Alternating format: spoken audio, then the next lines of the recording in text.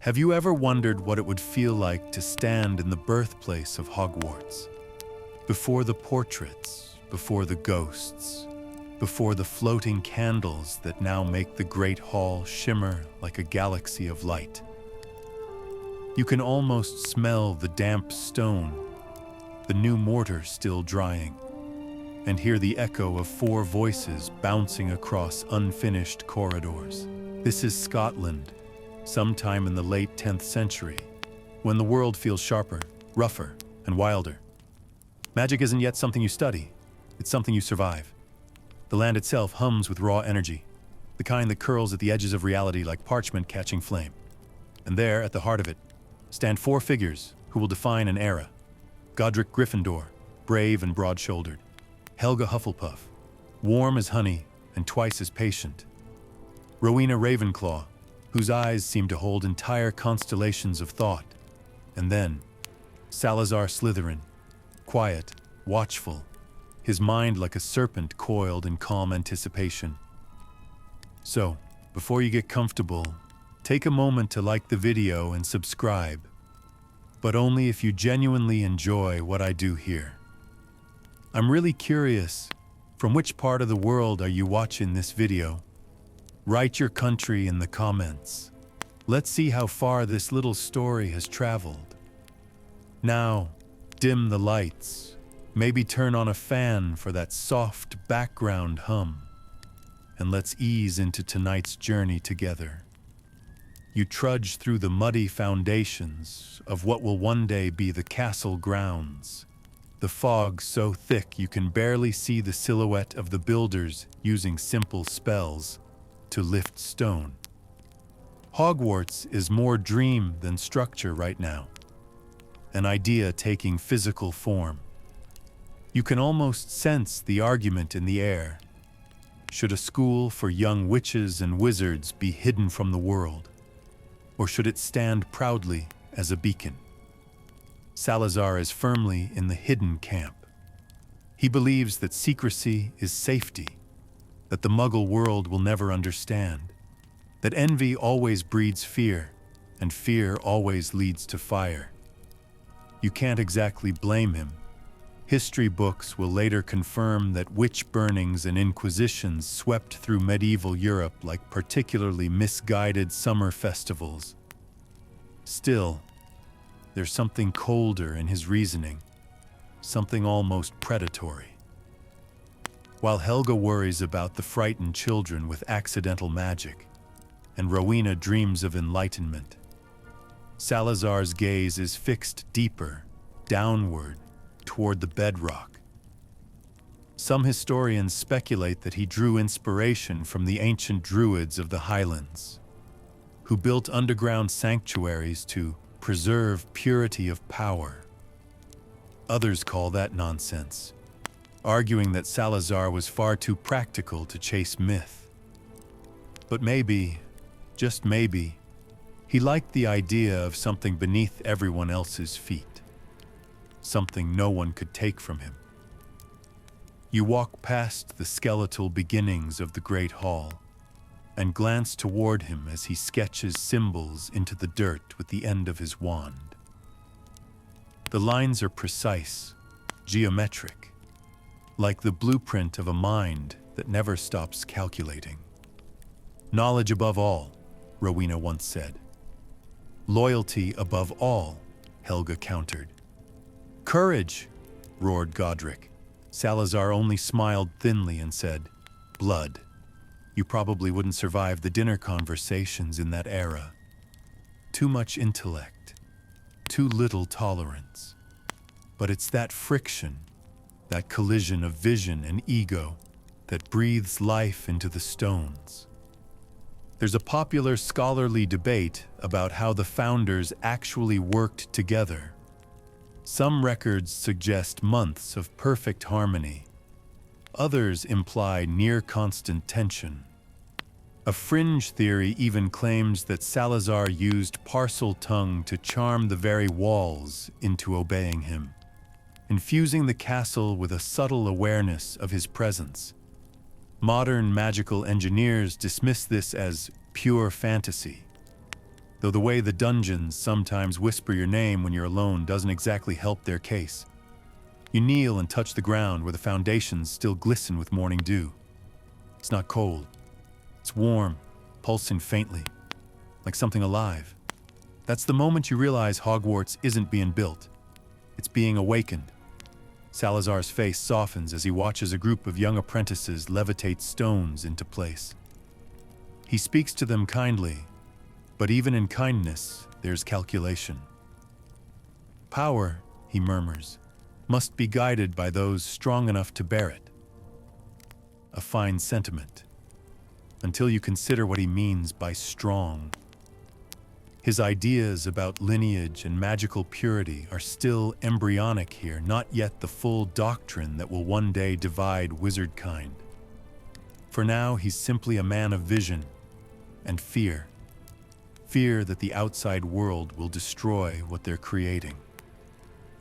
Fear that even within these walls, something impure might one day dilute the strength of magic itself. It's the kind of fear that hides behind logic, nodding politely as it sharpens its fangs. You walk beside him into what will one day be the dungeons, where dripping water echoes through rough stone tunnels. He pauses, closes his eyes, and listens. "This," he whispers, "is where secrets live." And as the light flickers, you could swear the walls breathe back. He traces a circle on the stone, marks it with a sigil that no one else will ever see. And for a heartbeat, you think you see movement, like a shadow slithering just beyond the edge of vision. When you blink, it's gone. That's how Hogwarts begins, not as a monument to glory, but as a compromise between brilliance and paranoia. You can almost feel the weight of the centuries pressing down on this moment. The laughter of students yet to come, the thunder of spells echoing through corridors, the legends and tragedies that will sprout from this foundation. But for now, there's only fog, torchlight, and one man quietly carving a destiny that will outlive them all. You stand there shivering slightly as dawn breaks over the highlands, thinking how strange it is that even in a world of magic, the darkest spells always begin as good intentions whispered in the dark. You trudge through the muddy foundations of what will one day be the castle grounds. The fog so thick you can barely see the silhouette of the builders using simple spells to lift stone. Hogwarts is more dream than structure right now, an idea taking physical form. You can almost sense the argument in the air. Should a school for young witches and wizards be hidden from the world? Or should it stand proudly as a beacon? Salazar is firmly in the hidden camp. He believes that secrecy is safety, that the Muggle world will never understand, that envy always breeds fear, and fear always leads to fire. You can't exactly blame him. History books will later confirm that witch burnings and inquisitions swept through medieval Europe like particularly misguided summer festivals. Still, there's something colder in his reasoning, something almost predatory.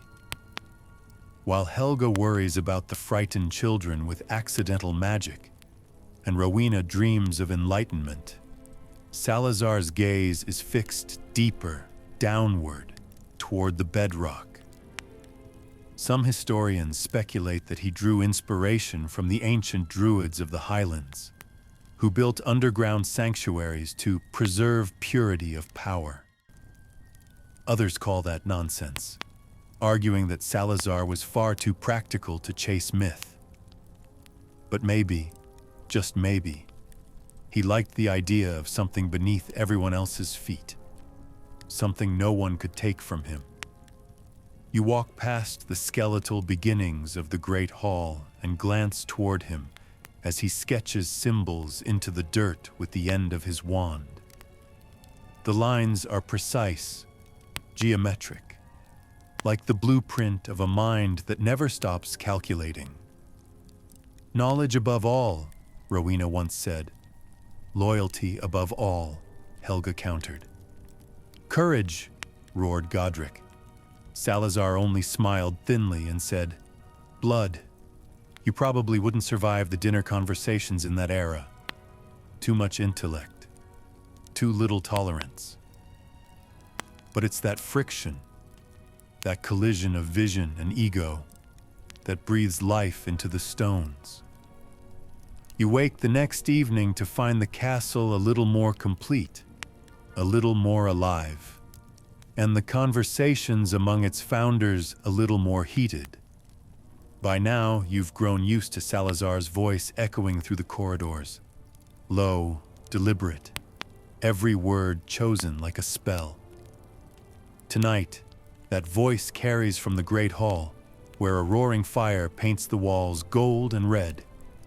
He's standing near the hearth, robes the color of moss and shadow, speaking to a circle of students about legacy, lineage, and the power that runs through certain families, like a river unbroken by time. You can tell the children don't quite understand. They nod because his words sound grand, not because they grasp the gravity. But you do. You see the seed of something that will grow into the doctrine of pure blood supremacy, a philosophy that will outlive even his memory. His eyes gleam as he speaks of heritage, as though ancestry itself were a spell only the worthy could cast. The others, he insists, may learn magic, but they will never be magic. You shift uneasily. The room smells of candle wax and smoke, the stone warm beneath your feet. Helga sits at one of the long wooden tables, hands folded, trying not to interrupt. Godric looks ready to explode, his jaw tight, his goblet untouched. Rowena watches silently, her quill frozen mid-air as if afraid to record what she's hearing. It's strange. History books often paint Salazar as a villain from the start, but what you see here is subtler, a man frightened of change, clinging to the illusion of control. You can almost sympathize with him, almost. But sympathy doesn't dull the edge of his words. When he says, some magic should never be diluted, it isn't an academic opinion. It's a warning. Scholars have long debated whether this was truly the moment when the founders began to fracture. One camp argues it was a slow erosion of trust, worn down by disagreements over teaching philosophy and admissions policy. Another, mostly modern magical sociologists, believes it was Salazar's obsession with bloodlines that made collaboration impossible. There's even a curious fringe theory, tucked in an obscure issue of the Wizard's Historical Review, suggesting that Slytherin's ideas might have stemmed from contact with ancient magical orders in the Middle East. Groups that believed power was a sacred inheritance rather than a teachable craft. That idea has been ridiculed by most historians, but it does make you wonder what kinds of secrets a man like Salazar might have collected before Hogwarts was even built. He moves from table to table, speaking with that almost hypnotic calm. Magic, he tells a nervous-looking boy, is like fire. Some are born with flint in their veins. Others must steal their spark. The boy blushes, unsure whether it's a compliment or a curse. Salazar's smile doesn't clarify. You lean closer to the fire, feeling the warmth creep up your skin, and realize that this room, so grand and filled with promise, is already divided by invisible lines. You can see them, the ambitious students gravitating toward him, drawn to his quiet confidence. They're clever, talented, often misunderstood. He gives them purpose. He gives them pride. It's intoxicating. Maybe that's the real danger of Salazar Slytherin, not his cruelty, but his charisma. Later that night, you follow him to the edge of the Black Lake. The surface is glassy, reflecting a slice of moonlight. He stands there in silence for a long time before murmuring in parcel tongue, a sound like water sliding over stone. A snake emerges from the reeds, curling around his wrist like an ornament come to life. Even the purest magic, he says softly, must protect itself from corruption. You realize he's not talking to you. He's talking to the creature, or maybe to the reflection of himself on the water. There's a tenderness in his tone that startles you. It's easy to forget that zealots rarely begin as monsters. They begin as believers. The following morning, the air is thick with tension. Godric's patience has worn thin, and Rowena's intellectual diplomacy has lost its charm. Over breakfast, Godric slams his goblet down hard enough to make the silverware jump. You speak of purity, he tells Salazar, as though courage could be measured in blood. Salazar doesn't rise to the bait. Courage, he replies, is meaningless without wisdom, and wisdom demands that we preserve what makes us strong. You can practically feel the temperature in the room drop. Helga tries to interject, something gentle about unity and kindness. But the damage is done. From this point forward, there will be no peace between them. Only polite smiles masking suspicion. A recorded argument from this era survives in partial fragments, allegedly preserved by an enchanted quill.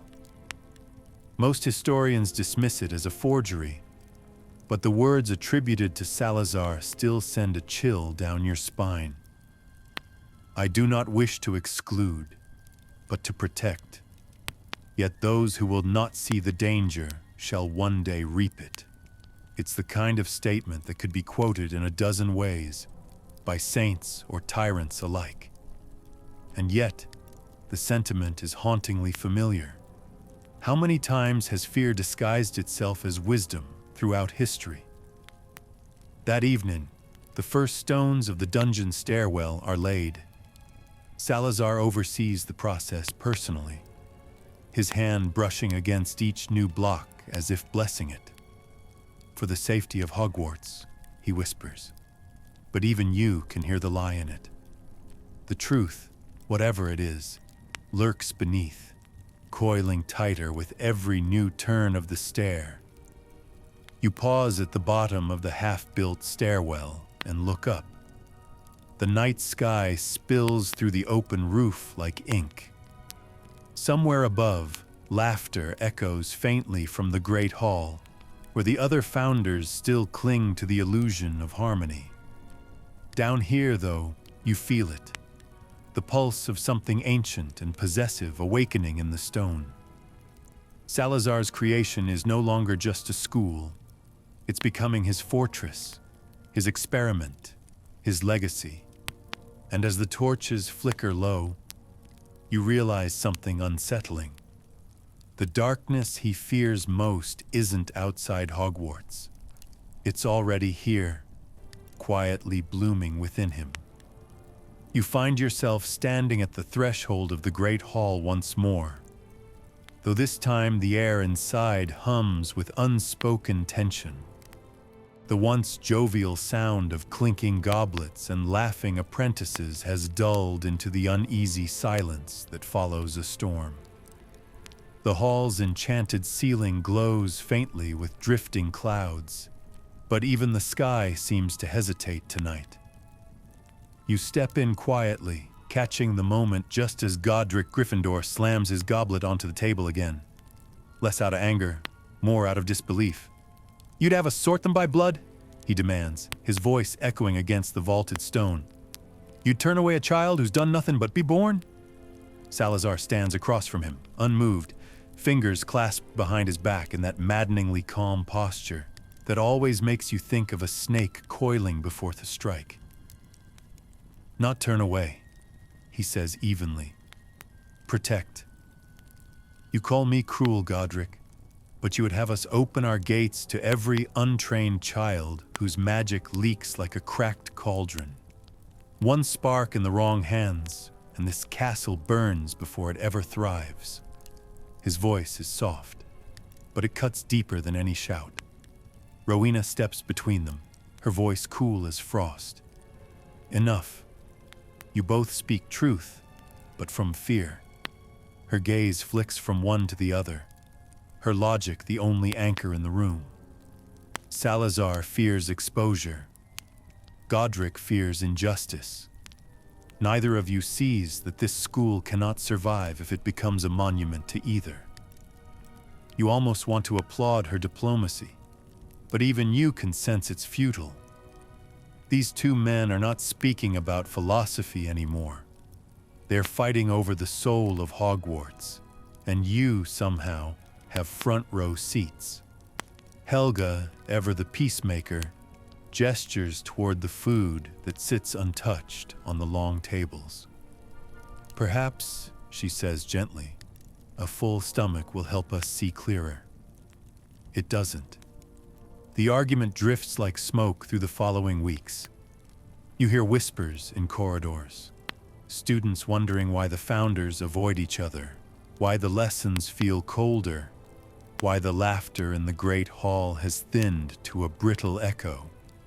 Salazar spends more time below ground now, drawing plans no one else sees, muttering in languages that aren't Latin or English. A curious young apprentice once followed him down into the half-built dungeons and came back pale as parchment, swearing she'd heard stone hissing in reply to his voice. Officially, she was reprimanded for trespassing during restricted hours. Unofficially, she never spoke of it again. There's a particularly interesting historical tidbit from this period. Rowena's private notes, discovered centuries later in a magically sealed chest, mention the serpent's echo, a term historians still debate. Some say it refers to a spell Salazar was developing, something to give the castle a voice of its own. Others, the fringe scholars mostly, claim it was an early version of enchantment that could bind living essence to architecture. That theory was dismissed as fantasy until the Chamber of Secrets was found. You can't help but smile at how often impossible in wizarding history just means we haven't found the proof yet. One evening, you wander the courtyard and find Godric alone, sharpening his sword by wandlight. The rhythmic scrape of metal echoes softly, a lonely sound beneath the starlit sky. He glances up as you approach, the firelight carving sharp lines across his face. He's not wrong, you know, he says suddenly, though his tone is bitter. The world is dangerous, but when did fear ever build anything worth keeping? He slides the blade back into its sheath, standing with that stubborn, reckless posture that defines him. We built this place to give them safety, not walls. His words hang in the air like a challenge you can't answer. Later that same night, you find Salazar in the lower halls, wand tip glowing faintly green. He's alone, or so you think. The flickering light reveals runes etched into the walls, old complex symbols that seem to shimmer when your eyes try to focus on them. Every wall needs strength, he murmurs, tracing one rune with his finger. Every door, a key. Every secret, a guardian. You ask what he means, but he doesn't answer. Instead, he looks at you, eyes glinting in the dim light. You think me cruel? He says, voice barely above a whisper. But I have seen what happens when power breeds carelessly. I have seen kingdoms fall to those who do not understand what they wield. This castle must endure long after we are dust, and I will make certain of it. You want to argue, to remind him that fear builds prisons, not sanctuaries. But he's already gone, his footsteps fading into the stone. There's a story, half myth, half memory, that in these last weeks of unity, the Sorting Hat itself was enchanted. The legend says each founder imbued it with a fragment of their essence so it could sort students long after their deaths. What most don't know is that Salazar was reluctant to contribute. He claimed no hat could measure the worth of a student, that only blood could tell truth. But he relented, eventually. And that's the irony. You realize that for all his belief in purity, his voice still whispers in that very hat, guiding countless students to Slytherin House through the centuries. Perhaps deep down, he knew he was already becoming history's villain, and this was his way of ensuring his side of the story was never fully lost. The final confrontation comes suddenly, as all breaking points do. Godric storms into the Great Hall, cloak billowing, sword drawn, not to strike but to make a point. "If this school stands for your kind of purity," he declares, "then it stands for nothing at all." Salazar's expression barely changes. "Then perhaps it stands for something greater than you can see," he replies. They stare at each other for a long time, two ideals locked in a silence thicker than any spell.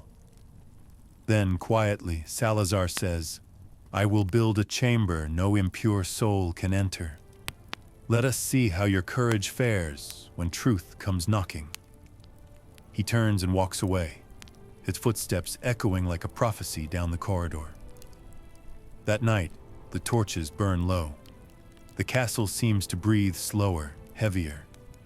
You sit alone on the cold stone, realizing that Hogwarts, the beacon of learning and unity, has cracked, and no one will notice until it's too late.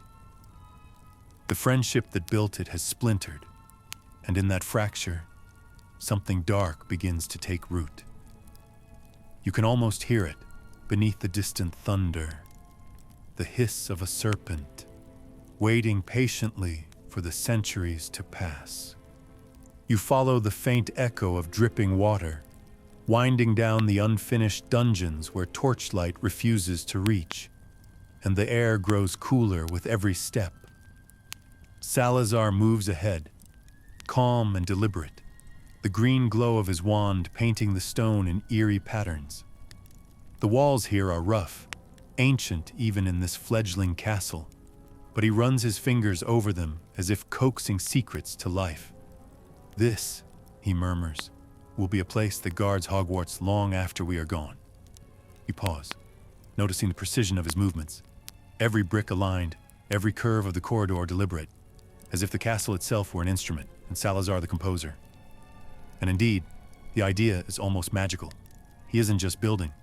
He's creating a living, breathing system of protection, invisible to those who do not know its language. The smell of damp earth and old stone fills your nose, mingling with a faint metallic tang that sets your teeth on edge. You can't decide if it's fear or fascination that propels your steps forward. The legend begins here in these hidden halls, where the Chamber of Secrets will one day sleep, silent and patient.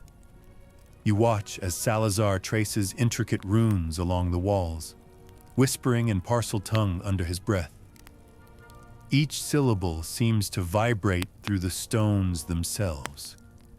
Fringe historians have argued over whether these were protective wards or experimental spells meant to bind life to architecture. There's no concrete record, just fragments of diaries and cryptic notes. One scholar, decades later, would speculate that Salazar may have intended to create a sentient guardian capable of judging the purity of those who dared enter. An idea that sounds ridiculous until you consider the snake in the water by the lake. The way he murmured to it, as if it understood his intentions perfectly. You feel a chill run down your spine. This is not mere construction. It is obsession in stone and spell. A curious fact from the era floats through your mind. Early magical settlements often included subterranean passages as both refuge and laboratory, blending security with secrecy. But Salazar's vision is something more calculated, more deliberate. You sense it in the curve of the walls, in the way the air shifts as you pass certain thresholds. This is a chamber that reacts, that waits, that will not forgive carelessness. He pauses, looking back at you with those pale, piercing eyes. "You wonder why I am so careful," he says, "but the truth is simple. A school as magnificent as this can be its own undoing if left unguarded. One careless soul, one traitor, and centuries of work vanish into dust. You try to imagine the fear of a man who plans for centuries, whose obsession with control stretches far beyond his own lifetime. Despite his intensity, there is a strange beauty here. The tunnels are labyrinthine, yet elegant, curving with a rhythm that feels almost alive. You notice faint inscriptions along the stone that seem less like words and more like thought made tangible. Some scholars will later claim these were early forms of protective runes. Others, in the realm of the fringe, will insist Salazar experimented with binding fragments of consciousness to architecture itself, a practice both revolutionary and dangerously speculative. You trace the carvings with your fingers, imagining generations of students unaware of the silent guardian waiting below their very feet. There is a weight to it, a gravity that makes your heart thrum as if you've become part of a living memory. Hours pass, though you cannot tell by the light. Salazar walks beside you, his cloak whispering against the stone, speaking occasionally about the importance of lineage and legacy. He recounts stories of wizarding families he believes exemplify strength, their names echoing in the chamber like ancient music. You notice a pattern in his selections: cleverness, ambition, cunning.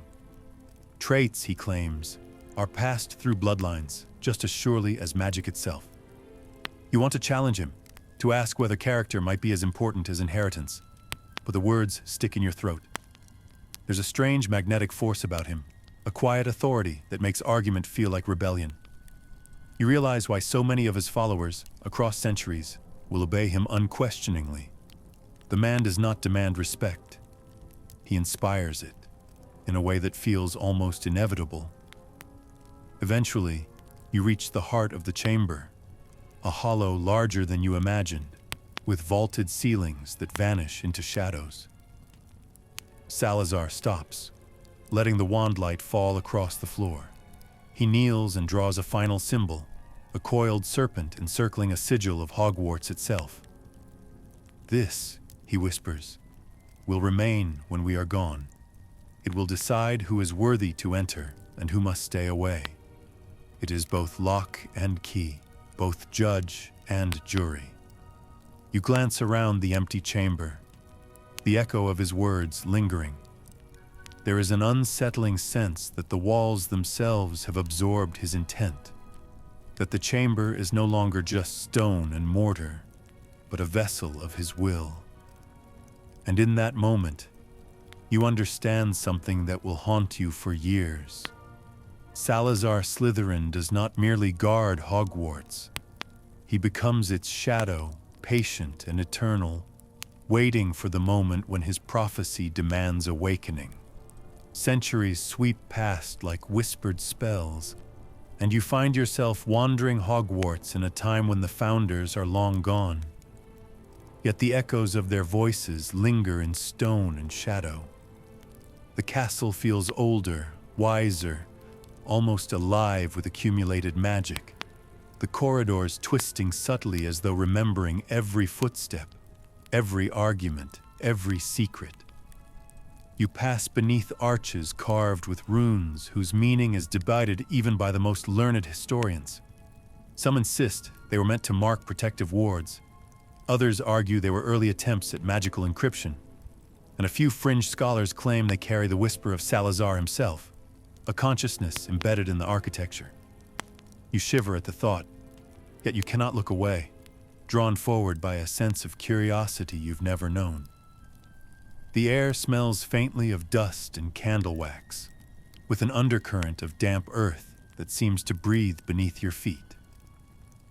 You pause at a deserted classroom, noticing faint scratches along the desks, tiny marks left by generations of students who never knew the history etched into the walls. Some historians have documented these ghost scratches as mundane boredom, while others whisper that they are residue of the chamber's influence, subtle reminders of the founder's obsession with lineage and ambition. You lean closer, tracing a mark with your finger, and for a fleeting moment you feel as if the room itself is studying you back. A shiver runs down your spine, the sensation so sharp it makes the hairs on your neck stand at attention. The quiet hum of magic beneath the castle is almost audible now, like a heartbeat that refuses to be ignored. In the library, you find dusty tomes detailing the Gaunt family, descendants of Salazar, whose lives seem destined to mirror the founder's obsession with blood and purity. There's a bitter irony here, one you notice even as you turn the fragile pages. The family, so obsessed with strength of blood, were impoverished, isolated, and cursed with instability. History textbooks will gloss over these details, but fringe records hint at subtle manipulations, enchanted artifacts, and whispers of inherited magical traits so potent that ordinary wizards could barely withstand them. You consider the concept: lineage as power, legacy as curse, ambition as both shield and weapon. You almost laugh at the absurdity of it, except the tension in the air reminds you this is serious work, serious magic. You wander down to the dungeons, the familiar stone corridors echoing your steps. The Chamber of Secrets remains sealed, yet the memory of it coils through the castle like an invisible serpent. There's a scholarly debate that's still alive centuries later. Did Salazar Slytherin intend the chamber as a test, a safeguard, or a punishment? Historians argue endlessly, but you feel the answer in the air, the anticipation, the patience, the hunger for obedience. You touch the wall, feeling the faint vibration, the pulse of magic ready to respond, and realize how alive the castle has become. Hogwarts itself is a living archive, carrying both the brilliance and the darkness of its creators. The portraits, too, are involved in this silent choreography. Helga's smiling gaze seems to encourage generosity. Rowena's eyes sparkle with intellectual curiosity. Godric's stance radiates courage, but Salazar's portrait is different. It watches, calculating, almost waiting. Occasionally you catch a flicker of movement in the corner of your vision, a ripple of the air that seems serpentine. It's a subtle reminder that the founder's philosophy and his will are embedded not only in brick and spell, but also in consciousness, layered through generations like sediment in a magical river. You feel a mixture of awe and unease. How much of Salazar's intent has survived, and how much has twisted into legend? One fringe account claims that a handful of students reported hearing a faint voice when exploring the dungeons late at night, a hissing whisper that offered guidance or perhaps warning. Most dismiss these stories as fantasy, the work of overactive imaginations and high-strung nerves. Yet, as you move through the silent halls, you can almost hear it yourself, a subtle melodic whisper curling around corners, urging, correcting, guarding. The irony is thick. Salazar's ideals, rooted in obsession with purity and control, have inadvertently crafted one of Hogwarts' most enduring mysteries, a presence that both protects and terrifies in equal measure. In this century, as you wander among the remnants of ancient stone, enchanted tomes, and lingering spells, you begin to understand the paradox of Salazar Slytherin. He sought to safeguard Hogwarts, to protect magic from what he perceived as impurity, and yet in doing so, he created a legacy that would challenge every generation that followed. Students rise and fall, families prosper and perish, but the undercurrent of his philosophy remains, hidden yet palpable, a current in the castle's blood. You pause in the empty hall, feeling the pulse beneath your feet, and realize that Hogwarts is alive not despite him, but because of him. The tension between his vision and the world's morality shaping centuries of magical history, just as he always intended. You find yourself wandering deeper into the stories of Salazar's bloodline, tracing the way his influence coils like ivy through the centuries, from the cold, crumbling shacks of the Gaunts to the whispered secrets of magical families who pride themselves on ancient lineage. His name lingers like a shadow. You notice the obsession, the fear of dilution, the pride in inherited magic, an ideology passed down with almost religious devotion. The Gaunts, you learn, are brilliant yet broken, their brilliance intertwined with madness, as if the very obsession that drove Salazar to greatness now gnaws at his descendants. Historians often focus on the extremes, cataloging misdeeds and tragedies, but you sense a subtle, quieter influence too. Cleverness, ambition, resourcefulness, the kind of traits that ensure survival even when the body fails. It's remarkable how a single man's ideology can ripple outward, shaping countless lives in ways both intended and unforeseen. You wander through the forgotten hallways, lined with portraits whose eyes seem to follow your every step. Some are benevolent, like Helga's warm gaze, others sharp and calculating, like Rowena's intellectual glare. But the portraits of Salazar's lineage are different. They glint with a knowing cruelty, a faint smirk that seems to measure the worth of anyone who passes. Occasionally, you swear you hear soft hisses echoing from the frames themselves, almost like a whisper of Parseltongue carried across generations. One curious fringe scholar once argued that Slytherin's descendants unconsciously imbued parts of themselves into these portraits, leaving a trace of their cunning in perpetuity. Most mainstream historians call this nonsense, but the uncanny feeling of being observed lingers, making you glance over your shoulder more than once. In the Gaunt Shack, you see remnants of magical artifacts, carefully preserved in glass cases, fragile as if the weight of history itself could shatter them. A locket, a ring, a diary, all enchanted objects that carry the residue of obsession and ambition. Each item seems mundane at first glance, but the aura of power is undeniable.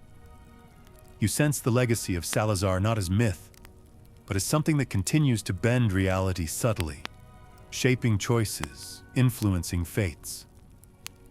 A curious fact floats into your mind. Magical bloodlines often carry traces of talent, yes, but they also carry traces of temperament and obsession, a combination that historians seldom quantify, but which you can almost feel vibrating in the air. You hold your hand above the locket, and for a heartbeat, it warms beneath your touch, as if acknowledging your presence. You wander into a library tucked away in a hidden corner of the Gaunt home, where tomes on magical genealogy and obscure charms line the shelves. The air is thick with dust, parchment, and lingering enchantments. One scholar debated for decades whether the Gaunt's obsession with purity was a natural extension of Salazar's philosophy or a corruption of it. Some fringe theories suggest that his influence became more rigid after his death, that magical inheritance carries echoes not just of power, but of ideology.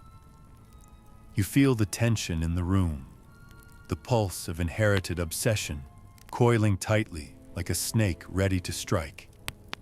Even now, centuries later, you realize that Salazar's influence is alive, adaptive, surviving in ways both subtle and explicit. Walking through the decrepit halls, you notice faded portraits of long-dead Gaunt ancestors staring at you with expressions ranging from curiosity to outright disdain. Their magical prowess is evident, but their decay, both physical and mental, seems to reflect the consequences of inherited obsession. There's a quirky detail in the records.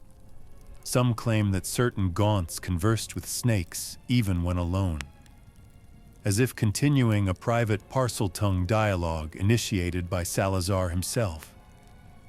Mainstream historians shrug, but you can't help feeling there's truth buried in the anecdote. Some slithering continuation of his philosophy that persists quietly through the centuries. By the time you reach the crumbling courtyard outside the Gaunt home, you can see the ivy crawling over the walls like the fingers of history itself, relentless and unyielding. The air smells of damp earth and old magic, with a faint whisper of something serpentine lingering in the wind. You realize that Salazar's influence is not just in objects, words, or bloodlines. It's a current that flows through places, ideas, and even the very air of the wizarding world. Families rise and fall, fortunes crumble, but the ideology, the cunning, the obsession with legacy and purity persists, silent but potent. You step back and look at the ruins, knowing that the shadow of Salazar Slytherin stretches further than most dare to admit, and that centuries later, his designs will still shape the choices and fears of those who walk Hogwarts halls. You move forward in time, stepping into the dimly lit corridors of Hogwarts during the era when whispers of the Chamber of Secrets begin to surface again, this time carried by a boy named Tom Riddle. The castle feels older, thicker with memory, as if each stone has absorbed centuries of ambition, secrecy, and obsession. You follow him silently, a shadow among shadows, as he traces the steps that Salazar once walked, studying every inscription, every hidden nook with an intensity that is both unsettling and mesmerizing. He speaks softly to himself, recounting tales from the enchanted portraits and ancient tomes, piecing together the fragments of a founder's will. Here, you realize, is the heir whose cunning and ambition mirror Salazar's own, a boy who believes he can complete what the founder began, to awaken the chamber and unleash the guardian within. The diary in Riddle's hand is more than ink on parchment. It is a conduit, a bridge across time. As you watch, you see the faint green glow of magic stirring within its pages, responding to the boy's curiosity and latent power. Fringe scholars argue endlessly about whether the diary was created as a mere record, a teaching tool, or a vessel of Slytherin's consciousness itself. Mainstream historians generally dismiss the idea of sentience, labeling it as dramatic exaggeration. But the evidence is compelling. The diary communicates, manipulates, and guides with uncanny precision. You can almost feel Salazar's influence radiating from it, not as a ghost, but as ideology embedded in magic, shaping and persuading those bold or foolish enough to engage with it. Walking through the familiar corridors, you notice the subtle traces of history and manipulation intertwined. Paintings murmur warnings, the floor vibrates faintly beneath hurried steps, and the walls seem to breathe in response to certain words. Tom pauses before a tapestry depicting Hogwarts' founding, his fingers tracing the serpentine figure of Salazar, eyes glinting with comprehension and ambition. He speaks the name aloud in Parseltongue, and for a heartbeat, you feel the air ripple as though acknowledging his claim. Scholars debate endlessly whether the heir's discovery was inevitable, a product of destiny, or merely the consequence of obsessive historical research. You, however, sense it as the collision of genius, obsession, and inherited will, a perfect storm centuries in the making. You follow Riddle into the corridors near the bathroom where the chamber lies hidden. The stone walls here are slick with damp, the faint hissing of unseen snakes echoing off the rough surfaces. A curious fringe account claims that the chamber itself responds to the strength of blood and intent, a magical mechanism attuned to lineage and cunning alike. Mainstream historians call this metaphorical, but you feel a tangible tension in the air, a pulse that seems to thrum with anticipation. Riddle kneels, whispering commands in Parseltongue, and the walls respond, sliding silently to reveal the entrance. You cannot help but shiver at the precision of it, the echo of centuries-old design moving obediently at the behest of a clever, determined mind. Inside, the chamber stretches vast and dimly lit, water dripping in endless rhythm from the high ceilings. The stone serpent on the far wall seems to watch, patient and eternal, awaiting its task. Tom steps forward with a mixture of reverence and confidence, invoking the legacy of Slytherin in every gesture. It's both mesmerizing and terrifying. The heir's ambition has resurrected the founder's will, animating a centuries-old sentinel with intention and cunning. You realize that Salazar's philosophy, preserved in stone and spell, has found a vessel, an individual capable of bending the past to their own design. Even the debate over morality seems secondary here. The heir's focus is absolute, a mirror of the founder's own obsession with purity and control. As you retreat into the shadows, you reflect on the paradox. Salazar's ideals were both protective and dangerous, a legacy meant to safeguard Hogwarts, yet capable of unleashing terror when interpreted without restraint.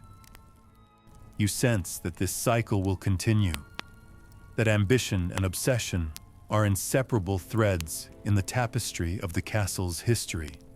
Even centuries later, the echoes of Salazar's philosophy reverberate in hallways, portraits, and enchanted objects, shaping destinies in subtle but profound ways. And as the echo of Riddle's footsteps fades into the chamber, you cannot shake the feeling that history itself has paused to watch, a serpent waiting silently for the next move. The story threads of Salazar Slytherin and his influence stretch further still, weaving through time into moments both quiet and pivotal. You find yourself wandering Hogwarts during an era when the legend of the Chamber of Secrets has morphed into myth, whispered in hushed tones by students daring to test boundaries.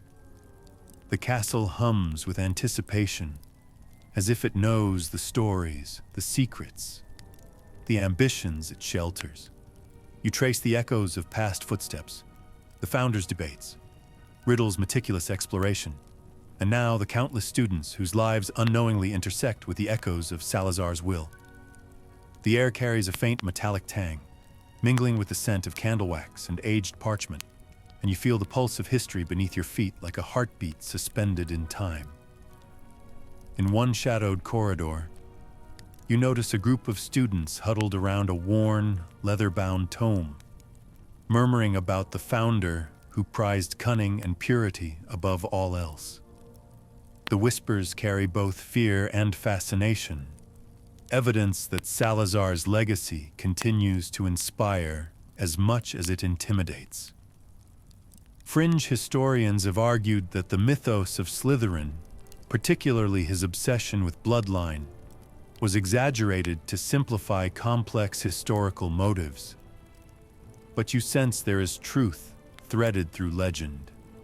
The careful planning, the obsession with control, and the magic bound into walls, stones, and artifacts that endures beyond the mortal life of any founder.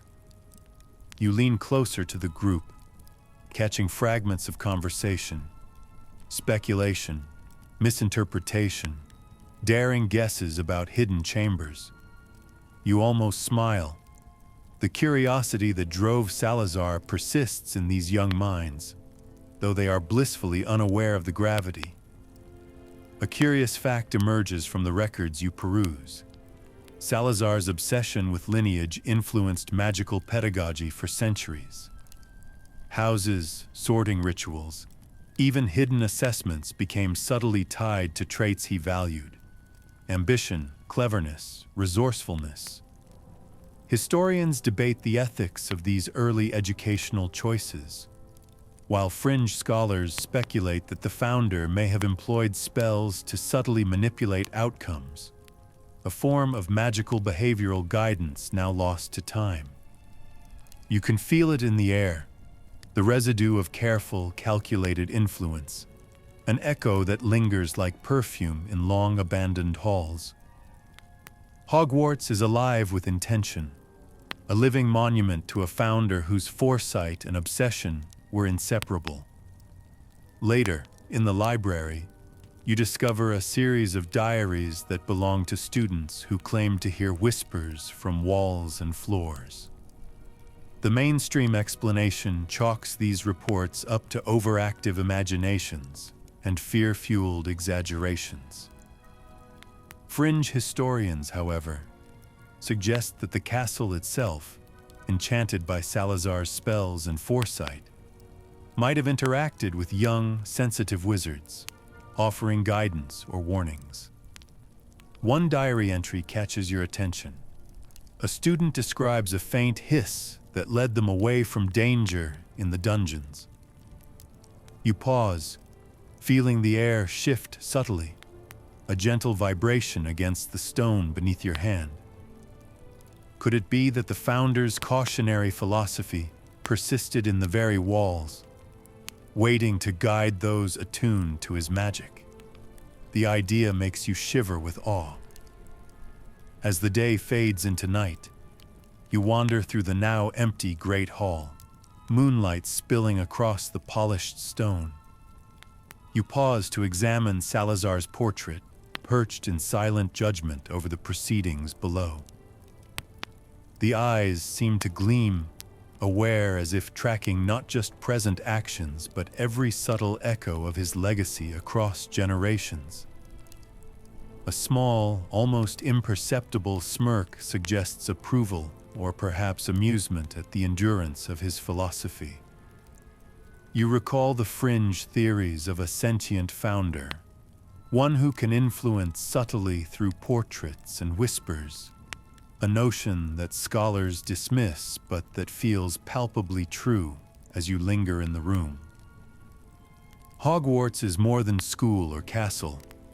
It is an active archive of ambition, obsession, and cunning, alive in ways that defy conventional understanding. By the time you step into the courtyard, the night is thick and quiet, the stars mirrored in the Black Lake's still waters. You think about the generations that have passed, the students who have walked these halls, and the ways Salazar's ideals continue to ripple outward.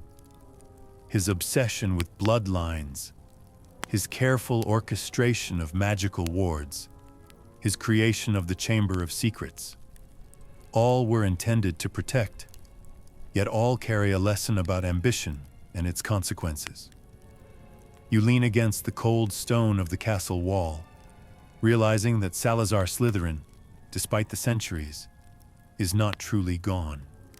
His philosophy, his meticulous planning, and his sometimes unsettling charisma persist in the stones, the spells, and the shadows, shaping the destinies of every student who dares to walk Hogwarts corridors.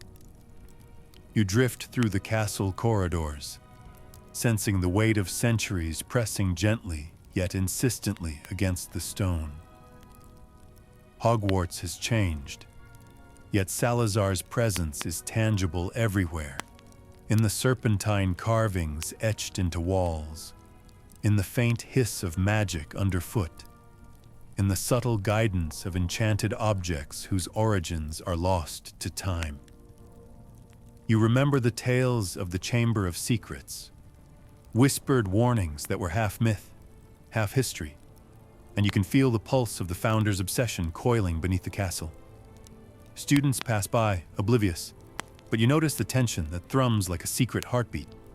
They are unwitting participants in centuries-old designs. It's a quiet, persistent reminder that some legacies are not written in ink or memory, but embedded in the very walls of the world. The more you wander, the more you recognize the paradox of Salazar's genius. He built not just for the present, but for generations, intertwining caution, ambition, and legacy so intricately that even time cannot erase it. You reach the dungeons, where stone corridors echo faintly with memories of whispered parcel tongue and the careful construction of secret passages. Mainstream historians argue over whether these were protective measures or symbols of obsession, but the subtle magic vibrating in the walls tells you both are true. Fringe accounts suggest that certain wards can sense intent, activating only for those aligned with the Founder's ideals. You pause, hand hovering over a cold stone surface, wondering if it might recognize your curiosity. A shiver runs down your spine. You ascend to the library, where the echoes of Slytherin's philosophy are etched in hidden annotations, marginalia in obscure volumes that survived centuries of neglect. A curious fact emerges. Salazar was not only a master of magic, but also a meticulous archivist, embedding knowledge in forms that only those clever enough or cunning enough could decipher. Scholars debate whether these techniques were educational or manipulative, and you feel that tension yourself as you trace faded ink, marveling at the precision and foresight. Somewhere between instruction and obsession, Salazar has left a blueprint for influence that spans generations, subtle yet unyielding, guiding those attuned to it while remaining invisible to others. Later, in the castle grounds, you observe the students practicing spells beneath the moonlight.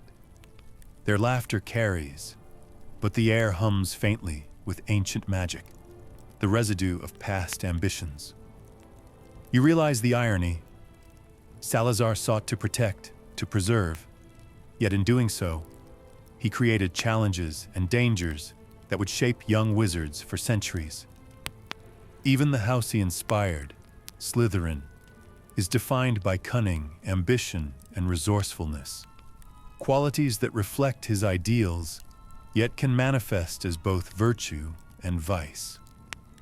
One student slips past a wall you sense is enchanted, and you note how effortlessly the Founder's designs continue to interact with the living, responding silently, teaching in ways invisible but profound.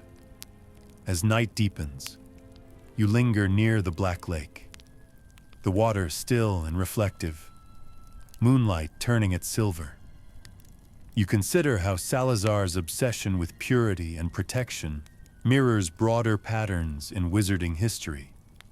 Fear shaping action, ambition guiding behavior, and ideology persisting far beyond the life of its originator. A fringe account suggests that his influence may even extend to the lake itself, subtle currents guiding certain creatures or amplifying the senses of those attuned to magic.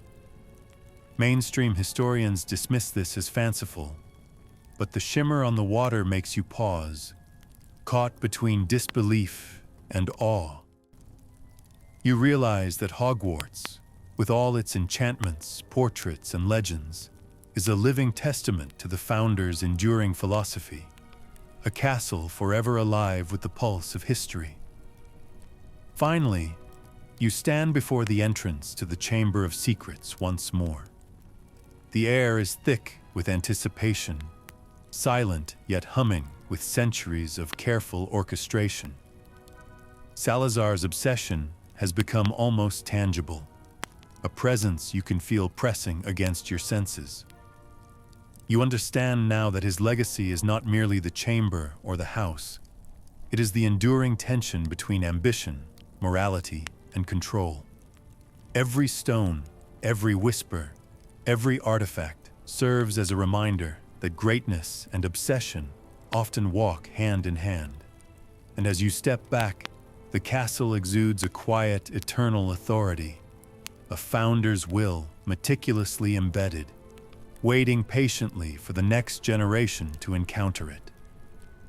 You move slowly through the familiar corridors, now thick with the weight of centuries and the accumulated whispers of the castle itself. Hogwarts has settled into a rhythm of life. Yet beneath every step you take, there is a faint, persistent vibration, an echo of Salazar Slytherin's obsession, a reminder that legacy is more than memory. It is embedded magic, strategy, and intent, waiting to be activated. The portraits seem sharper tonight, their eyes tracking your passage with curiosity and silent judgment. Helga's warmth, Rowena's intellect, Godric's courage, and Salazar's calculating, serpentine gaze reminding you that even in death, a founder's philosophy can guide, influence, and challenge the living. You pause in the Great Hall, listening to the echoes of past arguments, imagining the original debates that shaped the very structure and soul of this school. Outside the hall, the castle grounds are bathed in moonlight. The black lake reflects a perfect silver sheen, its surface almost too still, too knowing. You feel the magic in the air, subtle and patient, aware of every movement, every thought, and every intention that dares to stir within Hogwarts. A fringe scholar once wrote that Salazar's obsession extended beyond walls and bloodlines, that the castle itself may have been designed to sense intent, to respond selectively to those it deemed worthy, a claim mainstream historians politely ignore, but which you can sense as you move through the silent grounds. The shadows between the trees seem to coil subtly, reminiscent of the serpents that once slithered freely through his private chambers, waiting, watching, testing. You think about the students who pass these same halls, unaware of the centuries of deliberate design shaping their experience. Each choice they make, each challenge they face, is subtly guided by echoes of the founder's ideals: ambition, cunning, resourcefulness, and a careful calculation of worth. You realize that Salazar's philosophy has survived not through decree, but through persistent influence, shaping the instincts and decisions of those sensitive enough to perceive it. Even the legends, half true, half exaggerated, carry the weight of his obsession, ensuring that every generation encounters the tension between caution, power, and morality that defined him. A quiet hush falls over the castle as you enter the dungeons one last time. The entrance to the Chamber of Secrets remains sealed, yet the presence of its guardian seems to pulse faintly beneath your feet. You sense, almost as a physical pressure, the culmination of centuries of planning, the meticulous foresight that Salazar employed to protect his vision. The chamber is more than stone. It is ideology, manifest, patient, and precise. Fringe accounts suggest that in certain rare moments, the chamber's guardian might recognize not only blood, but intent, a mechanism that tests character as much as lineage.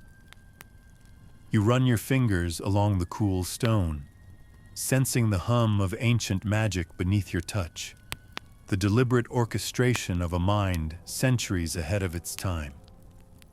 Returning to the Great Hall, you note the portraits again. Salazar's eyes meet yours with that inscrutable gaze, a reminder that history and philosophy can outlive flesh. The other founders appear more relaxed, yet their presence, too, underscores the careful balance of influence and counterbalance that built Hogwarts. You reflect on the paradox. Salazar sought purity, protection, and legacy. Yet in his obsession, he created a challenge, a puzzle, a moral test that continues to ripple across time. Students may enter naive, untested, or ambitious, but the castle itself, alive with embedded philosophy, waits to mold, guide, and occasionally warn them. Now, dim the lights, maybe turn on a fan for that soft background hum, and let's ease into tonight's journey together.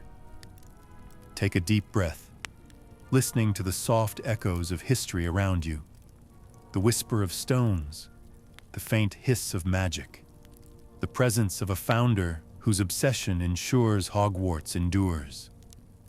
Over centuries, this school has absorbed both brilliance and flaw, crafting a legacy that is as enduring as it is complicated. As you exhale, feel the castle settle, alive, watchful, and patient. Salazar Slytherin's influence will always be here, hidden in stone and spell, guiding those attuned to its rhythm, waiting for the next curious mind brave enough to walk these hallowed halls. Now, as the echoes of history soften, imagine yourself sitting alone in the quiet of Hogwarts. The torches dim, flickering gently against ancient stone, and the cool air carries the faint scent of parchment, candle wax, and old earth. Outside, the black lake glimmers under a lazy moon, its surface still and reflective, like a mirror for the past. The castle hums with accumulated magic, patient and comforting, almost as if it has settled into a gentle, eternal lullaby. Each stone, each corridor, each portrait contributes to this quiet symphony, carrying whispers of ambition, cunning, bravery, wisdom, and the complicated legacy of those who built it. You feel the weight of centuries, yet it is neither oppressive nor frightening. It is grounding, a reminder that history endures in layers, subtle and persistent. Softly, your attention drifts to the hallowed halls, imagining the gentle creak of floorboards, the whisper of robes against stone, and the faint hiss of magic that Salazar wove into his chambers. The energy is steady, alive yet calm, as if the castle itself breathes in measured rhythm with your own.